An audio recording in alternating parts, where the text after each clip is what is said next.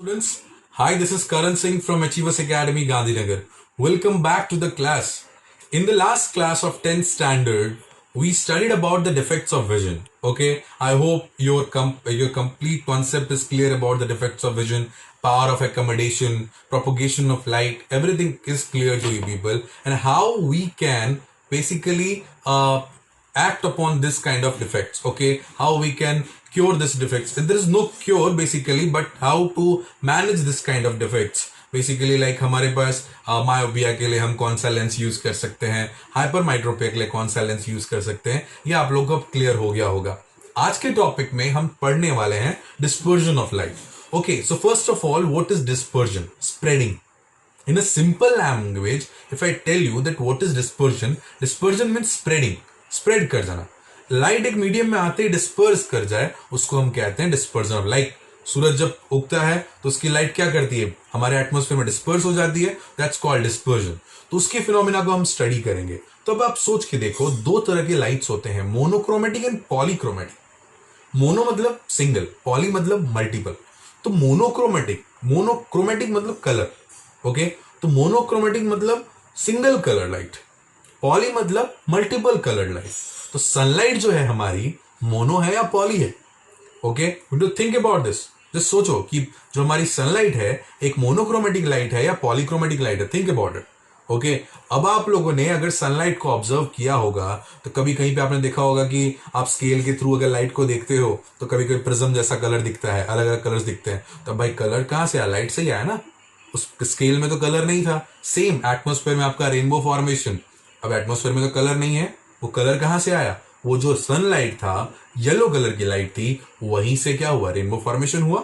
Okay, तो इसका मतलब हमें यह पता चलता है कि हमारी जो सनलाइट है वो क्या है? एक पॉलीक्रोमेटिक लाइट है. पॉलीक्रोमेटिक मतलब मल्टीपल कलर से. व्हाइट लाइट, येलो लाइट जो है हमारी, वो पॉलीक्रोमेटिक है. जो क्या होता है, डिस्पर्स हो जाती है एनवायरमेंट में, और डिस्पर्स होकर एक स्पेक्ट्रम फॉर्म करती है. स्पेक्ट्रम मतलब what is the term spectrum mean? Spectrum means band of colours. और विबग्योर जो हमारा फॉर्मेशन होता है, VIBGYOR, violet, indigo, green, red, जो हमारा रेनबो का कलर है, वो एक स्पेक्ट्रम जनरेट करता है. ओके, डिस्पर्जन जब होता है तो. अब ये डिस्पर्जन को हम स्टडी करेंगे. हमारे बुक में टॉपिक है dispersion of white light through a prism. Okay, तो पहले चलो हम टेक्स्ट बुक देखते हैं कि dispersion of white light through a prism किस तरह से होता है, और वो भी समझते हैं कि जैसे एक प्रिज्म के थ्रू जब लाइट पास करती है तो एक रेनबो फॉर्मेशन होता है. ओके, तो वैसा ही क्या वो सेम फिनोमिना क्या रेनबो के पीछे है? तो हम देखते हैं अभी हमारे लेक्चर में, हमारा टेक्स्ट बुक में मैं आपको एक्सप्लेन करता हूं, फिर उसके बाद हम आगे और उसको थोड़ा डिटेल में जाएंगे. Because I don't want to run up this topic. It is a very easy and understanding chapter. I want that you people should understand each and every concept. आपको रटना ना पड़े, और आपसे कोई भी टिपिकल क्वेश्चन पूछे, लाइक अब एनसीईआरटी का पैटर्न है, एमसीक्यू क्वेश्चंस आने लगे हैं, तो वही टफेस्ट होते हैं. क्यों? आपको बेसिक कॉन्सेप्ट क्लियर नहीं होता तो आप एमसीक्यू पे आंसर नहीं कर पाते हैं, और बहुत लोगों को पता भी नहीं, और बुक में कुछ चीजें दी भी नहीं है. ओके, तो चलिए हम टेक्स्ट बुक में देखते हैं डिस्पर्जन किस तरह से प्रिज्म में होता है. ओके, सो ये जो टॉपिक है हमारा आज का, that is dispersion of white light by a glass prism. Okay, glass prism के थ्रू किस तरह से लाइट का डिस्पर्जन होता है वो हमें स्टडी करना है. तो हम देखते हैं कि एक एक्टिविटी लिखी है कि नॉर्मली वो एक्टिविटी लेना है. मैं आपको शॉर्ट में समझाता हूँ कि एक प्रिज्म हमेशा एक वाइट लाइट फॉर्म करता है जिसको हम डिस्पर्जन क्या होता है? एक सिंगल लाइट, इसको हम इस तरह के जो सिंगल कलर लाइट हम मोनोक्रोमेटिक कहते हैं. ओके, मोनोक्रोमेटिक लाइट को जब हम इंसिडेंट करते हैं कि एक प्रिज्म पे, तो वो एक बैंड ऑफ कलर में निकलती है जिसको हम कहते हैं डिस्पर्जन ऑफ लाइट. और ये बैंड ऑफ कलर इसको हम कहते हैं स्पेक्ट्रम, जिसको आप रेनबो फॉर्मेशन भी कहते हैं. और ये रेनबो फॉर्मेशन को हम कहते हैं VIBGYOR, VIBGYOR, VIBGYOR. Violet, indigo, blue, green, yellow, orange, red, ये सीक्वेंस में होता है. ये लाइट रेज इस सीक्वेंस में एमिट कर निकलती हैं बाहर. अब रिफ्रैक्शन क्यों होता है, ये यू पीपल ऑल नो कि ये बैंड ऑफ कलर्स कैसे निकलते हैं. ऑलरेडी हमने हमारे अर्लियर क्लासेस में देखा है लाइट चैप्टर में कि जब भी एक monochromatic light, single colour light strike करती है एक प्रिज्म को, तो एक पर्टिकुलर एंगल पर टकराती है. उस एंगल को हम कहते हैं critical angle. We call that angle as critical angle. उस एंगल पर टकराएगी तभी जाके ये स्पेक्ट्रम निकलेगा, अदरवाइज नहीं निकलेगा. ओके, और प्रिज्म का ये ट्रायंगुलर शेप होने की वजह से ये एंगल मिलता है. ओके, तो ये स्पेक्ट्रम निकलता है। और क्यों स्पेक्ट्रम निकलता है? क्योंकि ये जो वाइट लाइट है ये रिफ्रैक्ट होती है तो इसके स्पीड में इतना चेंज होता है कि इसके अंदर जो अलग अलग कंपोनेंट्स ऑफ लाइट हैं उनका डिफरेंट वेवलेंथ में वो बढ़ जाती है। हमको पता है कि लाइट की अलग अलग वेवलेंथ होती है, तो ये स्पीड जी इतना ज़्यादा चेंज होता है कि ये लाइट डिफरेंट वेवलेंथ में चेंज हो जाती हैं, जिसमें सबसे हाईएस्ट रेड कलर का वेवलेंथ है एंड सबसे लोएस्ट आपका वॉयलेट कलर का वेवलेंथ है। ठीक है, क्लियर? इतना पता चला आपको किस तरह से ये फॉर्म होता है। सेम बहुतों लोगों को ये लगता है कि इसी तरह से रेनबो फॉर्मेशन भी होता है, but it is not the thing. ठीक है, बट ये कुछ चीज़ें इसमें से आप याद कर लीजिएगा that the band of coloured components of a light beam is called spectrum. ये डेफिनेशंस कुछ आप लर्न कर लीजिएगा, और इसमें आप ये भी ध्यान दे दीजिएगा कि किस तरह से, जिस तरह से मैं बता रहा हूँ कि हाईएस्ट वेवलेंथ रेड कलर होता है, लोएस्ट वेवलेंथ वॉयलेट कलर होता है, इसके बारे में और भी डिस्कस करेंगे डिटेल में। बट किस तरह से वो समझ में आया आपको? एक प्रिज्म है, उस पर जब एक मोनोक्रोमेटिक मतलब सिंगल कलर लाइट जब टकराती है तो एक क्रिटिकल एंगल पर टकराती है, और वो एंगल पर टकराने की वजह से उसकी स्पीड इतनी चेंज होती है कि वो रिफ्रैक्ट होके एक अलग अलग वेवलेंथ में बढ़ जाती है। ठीक है, और उस वेवलेंथ में बढ़ने वाली लाइट को हम कहते हैं स्पेक्ट्रम। ओके, जिसमें रेड कलर का हायर वेवलेंथ है एंड वॉयलेट का बहुत लो वेवलेंथ है। ओके, अब हम आगे बढ़ते हैं, हम देखते हैं कि ये जो हमारा न्यूटन्स एक्सपेरिमेंट था टू सी दैट कि ये जो जो चीज़ें हैं ये पर्टिकुलरली ऐसे होती हैं कि नहीं होती हैं, ये प्रॉपर है कि नहीं है। तो उन्होंने क्या किया कि एक प्रिज्म टेस्ट किस तरह से किया कि एक प्रिज्म को सीधा रखा और एक को उल्टा उसी के एंगल में रखा। तो क्या देखा कि जब लाइट रेस क्रिटिकल एंगल चीज़ सच है कि नहीं उसको प्रूव करने के लिए, तो लाइट जब टकराई तो लाइट क्या हुई? डेविएट हो गई। फिर वो जो डेविएटेड लाइट टकराई फिर से प्रिज्म में और एंगल चेंज किया गया, क्रिटिकल एंगल का उल्टा एंगल दिया गया, तो जब लाइट निकली तो सीधी निकली। तो ये जस्टिफाई हो गया क्रिटिकल एंगल। क्यों? जब क्रिटिकल एंगल पर टकराई तो क्या हुआ? लाइट अलग अलग बैंड में बट गई। फिर जब अलग अलग बैंड की लाइट को हमने फोकस किया अपोजिट क्रिटिकल एंगल में, तो वापस क्या निकला? White light. तो ये वो एक्टिविटी को डिफाइन करता है क्रिटिकल एंगल वाला थ्योरी। ओके, बुक में ज़्यादा कुछ क्रिटिकल एंगल के बारे में दिया नहीं गया, बट क्रिटिकल एंगल एक ऐसा एंगल होता है, मतलब अप्रॉक्स नियर अबाउट 45 डिग्री, जिस पे लाइट टकराती है तब इस तरह से स्पेक्ट्रम फॉर्मेशन होता है। Okay, clear? अब हम देखते हैं रेनबो फॉर्मेशन क्या होता है, कैसे होता है, वो हम देखते हैं। ये जो रेनबो फॉर्मेशन, ये वाटर ड्रॉपलेट का डायग्राम है। जब भी आपको एग्जाम में रेनबो फॉर्मेशन का डायग्राम आए तो ये डायग्राम बनाना है। ओके, तो reason behind rainbow formation is total internal reflection, ये याद रखना। ओके, रेनबो फॉर्मेशन का जो रीजन बिहाइंड क्या होता है? Total internal reflection. The reason behind rainbow formation is total internal reflection. कैसे होता है बस एक बार यहाँ देखते हैं, फिर मैं आपको एनिमेटेड फॉर्म में समझाता हूँ। ओके, तो यहाँ देखिए तो क्या हो रहा है? सनलाइट आ रहा है, वाटर ड्रॉपलेट्स होते हैं, वाटर ड्रॉपलेट। सो रेनबो, पहले समझो रेनबो फॉर्म क्यों होता है। रेनबो फॉर्म क्यों होता है? जब हवा में वाटर के ड्रॉपलेट ज़्यादा हो। ओके, तो क्या होता है? जब बारिश के टाइम पे, जब बारिश हो रही हो और सनलाइट हो, दोनों एक साथ हो, तो रेनो फॉर्मेशन होता है। क्यों? क्योंकि एयर में वाटर के ड्रॉपलेट ज़्यादा होते हैं। तो क्या होता है? हमेशा याद रखना, सन के अपोजिट डायरेक्शन में रेनबो फॉर्मेशन होगा। आप ये ध्यान रखना, सन के कौन सा डायरेक्शन में होगा? अपोजिट डायरेक्शन में रेनबो फॉर्मेशन होता है, ये हमेशा याद रखना। ठीक है, सन के अपोजिट डायरेक्शन में। बहुतों क्या लगता है सन जिस डायरेक्शन में उस डायरेक्शन में, बट ऐसा नहीं है। सन के अपोजिट डायरेक्शन में रेनबो फॉर्मेशन होता है। तो जैसे ही सनलाइट आएगी, ये वाटर ड्रॉपलेट है, इसके अंदर घुसेगी तो रिफ्लेक्ट होगी, रिफ्लेक्ट होकर एक एंगल पर टकराती है, जिस एंगल की वजह से क्या करती है? वो बाहर निकलने के बजाय बाउंस बैक होती है, तो इसको हम टोटल इंटरनल रिफ्लेक्शन कहते हैं। ठीक है, ये रिफ्लेक्ट हो रही है इसलिए हम इसको क्या कहते हैं? टोटल। इस फिनोमिना को क्या कहते हैं हम? The phenomena for the formation of rainbow is total internal reflection. तो ये इंटरनली रिफ्लेक्ट हो गई और बाहर आई, तो बाहर आके एक बैंड ऑफ कलर फॉर्म करती है, जिसको हम विबग्योर कहते हैं।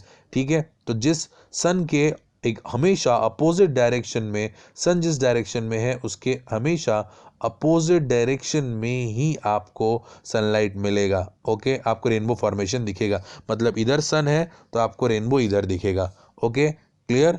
ये चीज़ हमेशा ध्यान रखना। हमें हमेशा ऐसा लगता है कि जहाँ सन है रेनबो यहाँ है और हम यहाँ पे हैं, ऐसा हमको लगता है, बट ऐसा नहीं होता।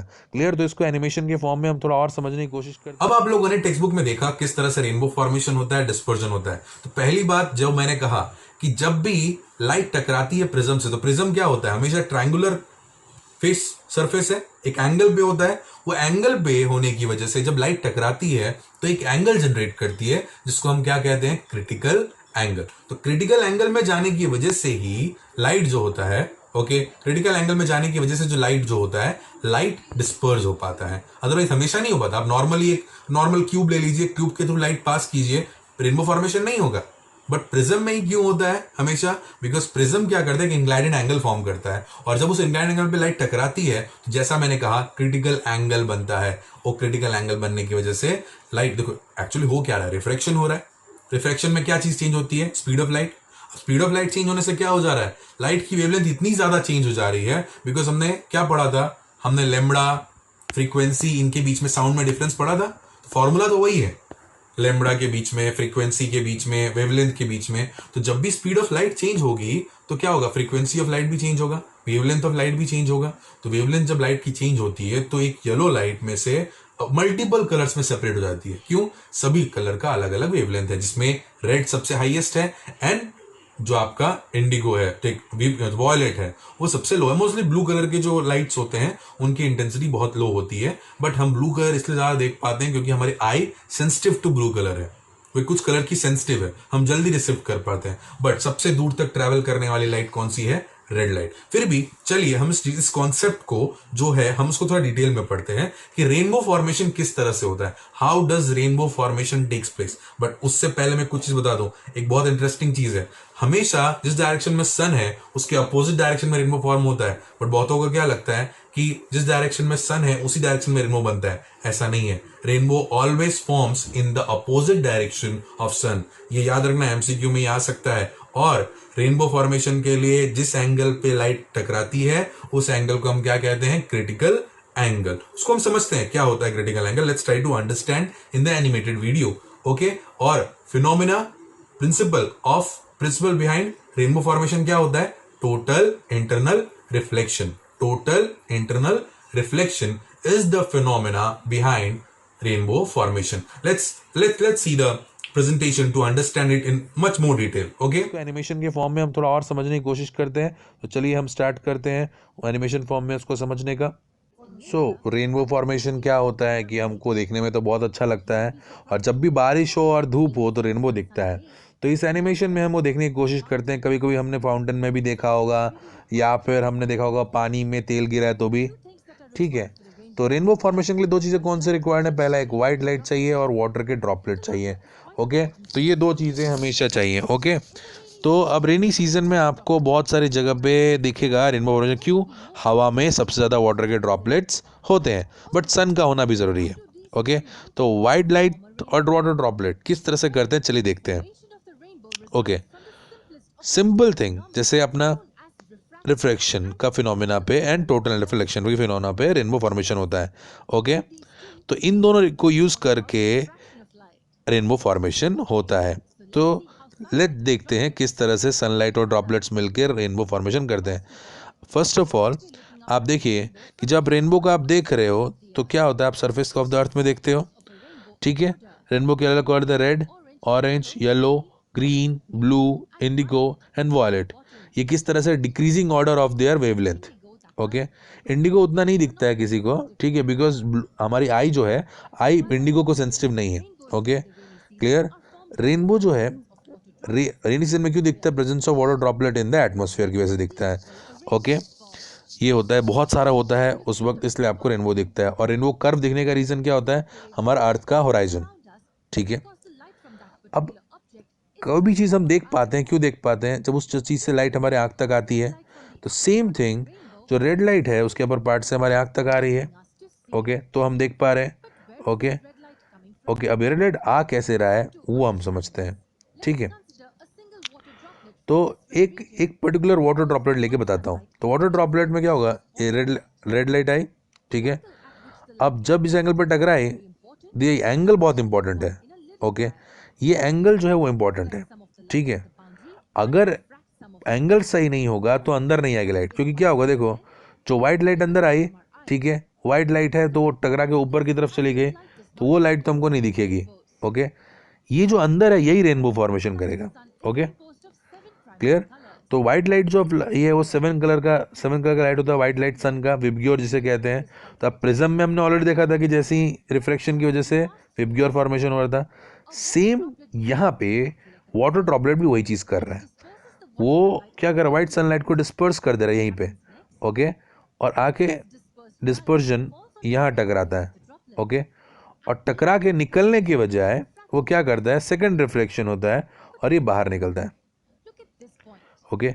अब ये पॉइंट पे हो क्या रहा है, यहाँ रिफ्लेक्शन के अंदर ही क्यों हो रहा है, ठीक है, हमको क्या लगना चाहिए कि वो बाहर निकलेगा, लेकिन अंदर क्यों आया ये समझते हैं, ठीक है।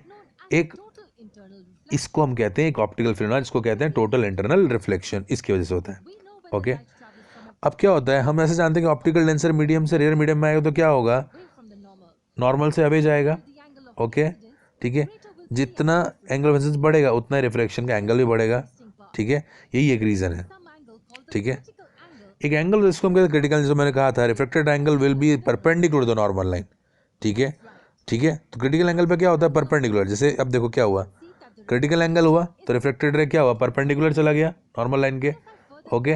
तो आप इसको इंक्रीज करोगे तो क्या होगा, रिफ्लेक्टेड रे इस तरफ नहीं आएगा, वो क्या होगा, उसी मीडियम में चला जाएगा, ठीक है।